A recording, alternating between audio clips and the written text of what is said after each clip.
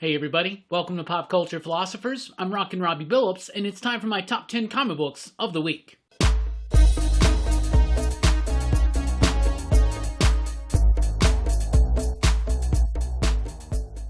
That's right everybody, thanks for checking out the video. I am Rockin Robbie Billups. This is my top 10 comic books of the week, not a spec list, just my 10 favorite comic books of the week, books I definitely think are worth taking a closer look at. Let's get right to it. At number 10, Shadow Service, number 3 from Vault Comics. So Shadow Service is written by Cavan Scott, and it's got artwork by Corin Howell, coloring by Triona Farrell, and world design on the lettering, and it's a fantastic book. One of my favorite ongoing series right now from Vault Comics. I think it's a great mix of both the spy genre and the supernatural thriller. So it's got witchcraft, it's got horror, it's got that supernatural element to it, but it also has all the trappings, albeit fascinating combination of trappings of a spy thriller. This was great stuff. It's about this natural born witch who gets kind of headhunted by a shadowy secret spy organization called like MI666. It's great. I love spy fiction. I love supernatural fiction, and this is the best of both worlds thrown into one. It's got great artwork, enhanced by beautiful coloring. The lettering, everything works in top-notch fashion to make a really exciting, exhilarating, and fascinating book. At number 9, Dead Day number 4 from Aftershock. Dead Day started off as something that had a great concept. Now, most of these books that have great concepts sometimes kind of peter out. But we are now on issue 4 of Dead Day, and it is still continuously surprising me and throwing me for loops and keeping me completely interested and captivated by the story and the characters. The basic premise of Dead Day is this. Every so often, when the stars in the cosmos align in just the right way, the dead can walk the earth again. Of course, they're filled with regrets. Some are filled with celebration. And this is about a family in which the mom of the family, her ex-boyfriend, before her marriage, he's one of the returning dead, and they have to go take care of unfinished business. And then, of course, you got all this family drama that ensues because of it. Part of that love triangle, if you will, and then outside of that, with some of the danger being presented towards the children. The characters, the pace, everything about this, including the artwork, which is clean and incredibly capable of getting the story told, it all works in a great conjunction together to really provide a book that goes beyond the initial concept, and it really becomes compelling because of some great grounded characters in an ungrounded, fantastical situation. At number 8, Stillwater number 2 from Image Comics. Stillwater number 2, not quite as good as issue number 1, but still a supremely solid comic book that really stands out amongst this week's choosings. Choosings? I mean pickings, selection, whatever. Chip Zdarsky, the writer, does a great job of continuing on the mystery from issue number 1. The only problem is that issue number 2 has a lot of exposition in it. I think the exposition is handled very well, and it's incredibly intriguing throughout the book. But it does kind of slow up the action and suspense and tension just a little bit. But the artwork by Ramon K. Perez, Mike Spicer, everybody working together, it makes one beautiful book that absolutely captures the tone and atmosphere. What started off as structurally something very much like An American Werewolf in London, where it's about these two buddies going on a journey. They go to this crazy town, bad things start happening, and it turns from a comedy to a horror book. That is still there a little bit in Stillwater number 2. We're getting to know a lot about this town, what exactly is going on, and I applaud Chip Zdarsky for handling the expository, the exposition issue very well, but at the same time it does kind of slow that tension down. But overall, I still think Stillwater is definitely something to be looking out for in the future. At number 7, Fantastic Four number 25 from Marvel Comics. I am so excited to have Fantastic Four make an appearance on the top 10, and why? Because this issue blew me away. Now, granted, my expectations on Dan Slott's Fantastic Four run have been getting lower and lower as the series progresses. It's had some highlights here and there, but for the most part, they're kind of long and drawn-out stories.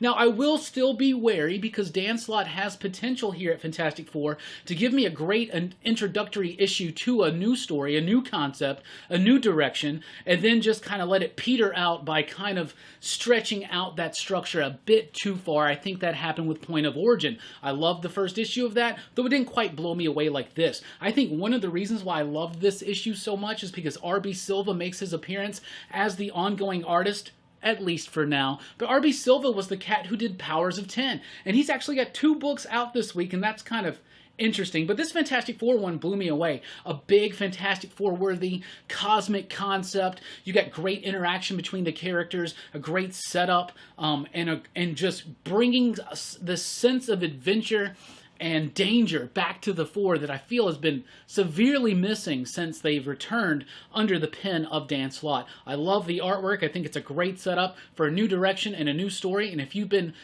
wanting to jump into the Fantastic Four, this would be a great jumping on point, and I will let you know if it continues to be as exciting and as exhilarating as it was with issue 25.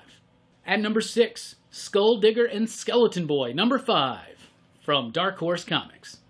Jeff Lemire's got 3 books out this week, and guess what? You're about to hear about all 3 of them. Skull Digger and Skeleton Boy is a great look at the dark age of comic books. Black Hammer, which is Jeff Lemire's superhero world, he's able to kind of play around with different superhero tropes and different ages, and he's got like stuff that represents the Golden Age, stuff that represents the Silver Age. Well, this is more about that Punisher, that Dark Age, which came kind of after the Bronze Age with things like Watchmen and Dark Knight Returns, and it led to the rise of the anti-hero, especially in the late 80s and early 90s. The basic premise is, what if, when Batman's parents were killed, what if the Punisher was there and took him under his wing and trained him to be a vigilante? That's what Skull Digger and Skeleton Boy is, but it hits emotionally resonant levels that most books that would deal with this type of situation can't attain to. Jeff Lemire does a great job of balancing the characters, the mystery, the intrigue, and the action, and of course the homages and tributes to old school superhero comic books. Tansy Somjik's artwork is absolutely beautiful. It's crisp, it's clean, it's almost cartoonish in a way, but it handles the expressiveness of the characters, and the way that the characters can emote can make you feel so much with one single image that you can't get out of 1,000 words. I really love Skull Digger and Skeleton Boy, and this book just hit hard. At number 5, Gideon Falls, number 26, from Image Comics. Sadly, it's the penultimate issue of Gideon Falls. That's right, only one more to go. But magnificently, Gideon Falls has once again delivered a creepy, atmospheric, seductively mysterious urban horror that goes beyond its initial setup, and it now has gone into like Dark Tower territory in a very concise, engineered, and groundbreaking, innovative, and effective way.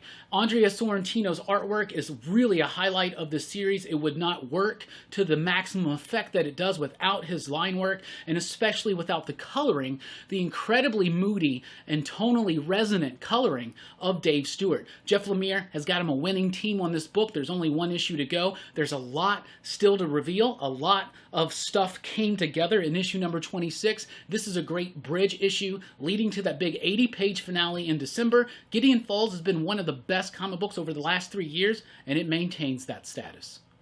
At number 4, Family Tree, number 9, from Image Comics. Yet another Jeff Lemire comic book on this list. Family Tree started out as a silly concept. It's about a girl who starts turning into a tree. It has now gone so far beyond that into this really crazy apocalyptic world-spanning story that is absolutely fantastic. It's got a great concept, it's got a great hook, it's got great pacing, great tension, mystery, suspense, everything that keeps you engaged to come back issue after issue. But really what solidly anchors this book into being one of the best on shelves, and one of Lemire's best works as well, is the human element. There's basically, as crazy as the story can get, as silly as it can get, the unexpected turns that it weaves and bobs all around. This book, at its core, is about a family. It's about a family's love, a family's hope for each other, a family's optimism for each other. So even in the midst of this unwinnable, apocalyptic, crazy situation, there's this tinge of hope and joy and exuberance that just oozes out of Family Tree, even though it's an incredibly disturbing and out there apocalyptic type story about a little girl that starts turning into a tree. Anyway, all the family stuff, the characters, it rings true. Rings true. Rings? Trees have rings. Huh. See what I did there? Anyway, Phil Hester's artwork is absolutely fantastic. Family Tree, a fantastic read. At number 3, Dark Knight's Death Metal, Robin King, number 1. It's one shot from DC Comics. Yo, I am loving the character of the Robin King. I thought, how could Scott Snyder totally surpass the Batman Who Laughs? And I don't really think he has quite achieved that just yet, but the Robin King is such an interesting and accessible character. It's a little Bruce Wayne who killed his parents, and now he's just the Robin of mayhem. He's mischievous, he is deadly, he is lethal, he is hilarious in the wrong ways. It's a very darkly written book. Now, this is not written by Snyder. Of course, the character was created by Snyder and Capullo, but this story is done by Peter J. Tomasi, and it is a very well fleshed out and rounded look at the origins of the Robin King, as well as a little bit of his actions and what's going on in the Dark Knight's Metal story. This book has been rock and roll. In fact, it's been metal, and it's been so much fun through the first series, through Justice League, and into Death Metal, and this is just another great lick on the guitar, another great riff on the Robin King. It's got a backup story in it, and it's okay. Riley Rossmo's artwork, though, in the main story is great, very appropriate to the story, and the mischievous and fantastical nature of the character. I love the Robin King. I thought this was the best issue I have read with him yet, and hats off to Peter Tomasi, Riley Rossmo. This is a great character, and this was a great job done on a great character. At number 2, Something is Killing the Children, number 11, from Boom Studios. So I feel like every month we get a new issue of Something is Killing the Children, and I basically say the same thing. So let me not try to say something different. Let me just say the same thing. This is one of the best comic books on shelves.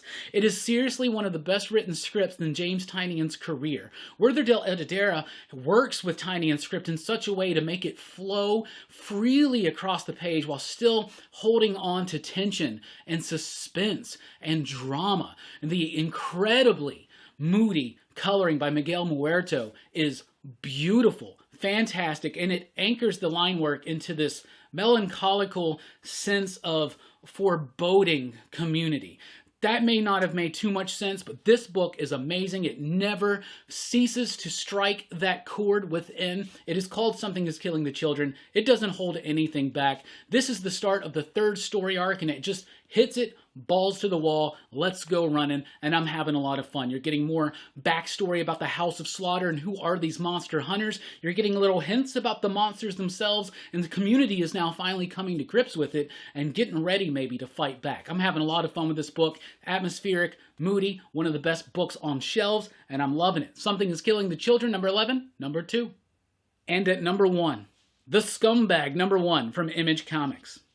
So The Scumbag took me completely by surprise. Now, I am a fan of Rick Remender. Usually I like his work in bigger chunks. Reading it issue to issue, sometimes I can kind of lose the plot just a little bit. But I love reading things like Black Science and Deadly Class by trade. And of course his Uncanny X-Force run, which is my favorite Deadpool story ever. I mean, it's not a Deadpool story, but Deadpool's in it. It's my favorite written version of Deadpool. Anyway, this is his new book, The Scumbag, with artwork by Luis LaRosa. The artwork is great. It's got this kinetic perspective to it. It feels at times like Mark Teixeira. It feels at times like it's highly detailed and painted. It's got texture, but it's got some wild expressionistic type stuff as well. And I have so much fun with it. Marino Dinicio, probably butchered that name, but the colorist on this book is absolutely beautiful as well, and really helps accentuate the art's wildness. Now, the story is wild as well. It's what if the fate of the world rested in the hands of the douchiest person out there. This dude's like terrible to women. He's terrible to men. He's terrible to everybody. He's selfish. He's in it for himself. He's an addict. He's a junkie. And somehow he winds up in a situation where he now has the power to save the world. And he's now our last hope. This book is hilarious. It is raunchy. It is crude. It is rude. It is in your face. It's not going to be for everybody, but it was definitely for me. I love the artwork. I love the wild nature of the story. Rick Remender's not holding anything back. When they say that this is about the scumbag, they are 100% true. This character's completely unlikable, but he's almost got this... The book has a charm to it that almost makes up for the fact that this guy is completely unrelatable and just not likable whatsoever. But the premise and the story, it's got action, it's got humor, and it was just, to me, the best comic book I read this week. Really surprised me, and I loved it, and I'm eager to know what you thought about the Scumbag if you read it. Let me know in the comments down below. But aside from that, just let me know, what was your favorite comic book this week? What was your pick of the week? What was your top 3, your top 5, hell, your top 10? Just let us know in the comments down below. Let's keep that conversation going. Thank you so much for checking out the video. Please do like, share, and subscribe. And join us over at popculturephilosophers.com for podcasts and a whole lot more. I've been Rockin Robbie Billups. Thanks for rocking with us. Keep on reading.